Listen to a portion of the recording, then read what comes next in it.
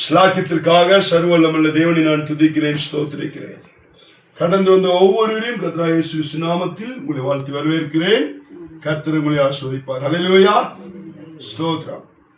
இந்த வேளையிலே நாம் வாசித்த சங்கீதம் 78 அதுல 5வது வசனம் இவ்விதமாய் சொல்லுகிறது, அவர் யாக்கோபிலே சாட்சியை ஏற்படுத்தி இஸ்ரவேலிலே வேதத்தை ஸ்தாபித்து அவைகளை தங்கள் பிள்ளைகளுக்கு அறிவிக்கும்படி நம்முடைய பிதாக்களுக்கு கட்டளையிட்டார். அல்லேலூயா. யாக்கோபிலே சாட்சியை ஏற்படுத்தி, ஆமென். இஸ்ரவேல் ஜனங்கள் மத்தியிலே கர்த்தர் தம்முடைய பிள்ளைகளை சாட்சியாக ஏற்படுத்தினார். ஆமென். ஏன்னா பாருங்க, இவங்க எகிப்தில் அடிமைத்தனமா இருந்தாங்க. அதிலிருந்து ஆண்டவர் அவர்களை விடுவித்தார். ஆமென். அவங்களுக்கு புசிக்க மன்னாவை கொடுத்தார். இறைச்சி கேட்கும் போது காடையை கொடுத்தார். தண்ணி இல்லாத தண்ணி கேட்டாங்க, தண்ணிய கொடுத்தார். அவங்களுடைய ட்ரெஸ் எல்லாம் அதுக்காகவே இல்லை, செருப்பெல்லாம் தேஞ்சே போகல. அல்லேலூயா. சரீரத்தில் நல்ல பலன் உண்டானது. என்னென்ன அவசியங்களை கேட்டார்களோ எல்லாவற்றையும் தேவனாகிய கர்த்தர் அவர்களுக்கு கொடுத்தார். ஆமென். இரவிலே அக்கினி ஸ்தம்பமாகவும் பகலிலே மேக ஸ்தம்பமாகவும் ஆண்டவர் அவர்களை வழிநடத்தினார். அப்போ தேவன் அவர்களை வழிநடத்தின விதங்கள் நிறைய இருந்துச்சு. அல்லேலூயா. அதனாலதான் பாத்தீங்கன்னா இந்த இஸ்ரவேல் ஜனங்கள் கொஞ்சமா இருந்தாலும் இந்த ஜனங்களை பார்த்து எல்லாரும் பயப்பட்டாங்க. காரணம், இஸ்ரவேல் ஜனங்களோடு கூடவே தேவனாகிய கர்த்தர் இருந்தார். ஆமென். கூடவே இருந்தார். அவர்களுக்காக யுத்தம் பண்ணினார். அவருடைய தேவனாய் இருந்தார். அவருடைய எல்லா தேவையும் சந்தித்தார். அதனால யாக்கோபிலே அவர்களை சாட்சியாக ஏற்படுத்தினார்.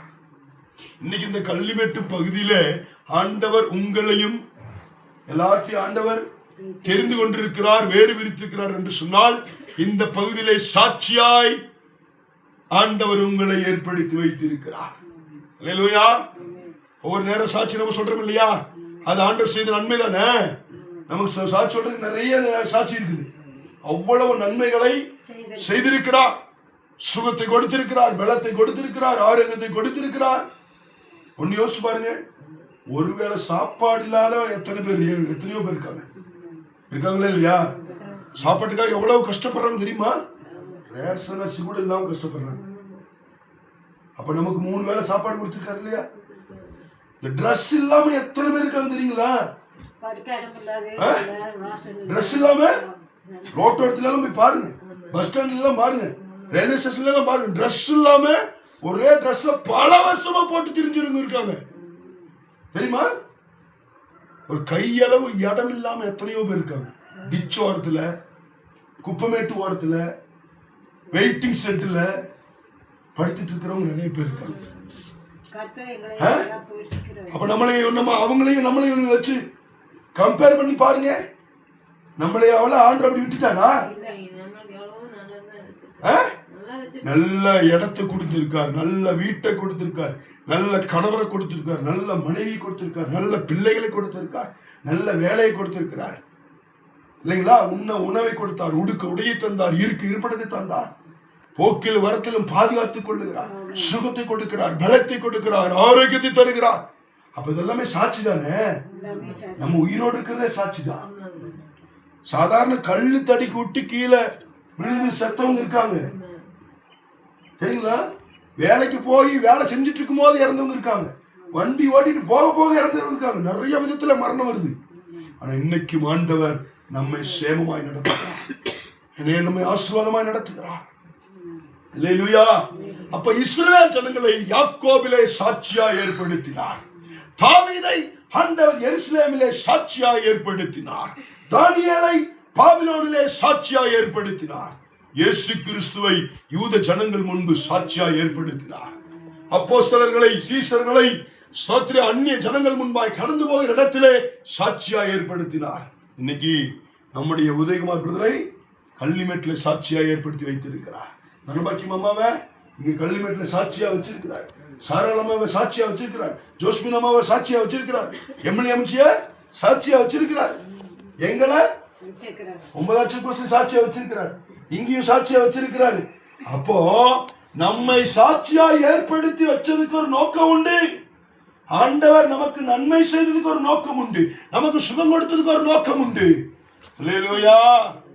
எல்லா நன்மைகளும் செஞ்சிருக்காரு. எல்லா காரியத்தையும் ஆண்டு கொடுத்திருக்காரு. எதுக்கு? நம்மை சாட்சியா ஏற்படுத்தவும், நம்மை ஆசீர்வதிக்கப்படவும், நம்மை அநேகருக்கு முன்மாதிரியாய் வைக்கவும் ஆண்டவர் சாட்சியா ஏற்படுத்தி வைத்திருக்கிறார். அல்லேலூயா. அவனுடைய நாமத்தை உயர்த்துவதற்கும், அவனுடைய நாமத்தை சொல்லி ஸ்தோத்திரம் உயர்த்துவதற்கும், மகிமைப்படுத்துவதற்கும் ஆண்டவர் சாட்சியாய் வைத்திருக்கிறார்.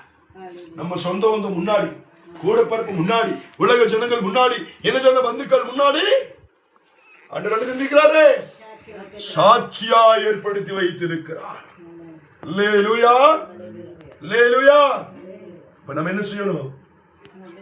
அந்த சாட்சியை என்ன செய்யணும்? இறுக பிடித்துக் கொள்ளணும். ஆண்டவருடைய சமூகத்துல இறுக பிடித்துக் கொண்டு, ஆண்டவரே நீர் என்னை சாட்சியா ஏற்படுத்துறதுக்கு உமக்கு ஸ்தோத்திரம். நீர் வரும் வரைக்கும் அந்த சாட்சியில நிலைநிற்பேன். அந்த சாட்சியை நான் காத்துக்கொள்வேன். அந்த சாட்சியில நான் நிலைநிற்பேன். ஆண்டவரே உடைய நாமத்தை மகிமைப்படுத்துவேன். ஆண்டவரே உடைய நாமத்தை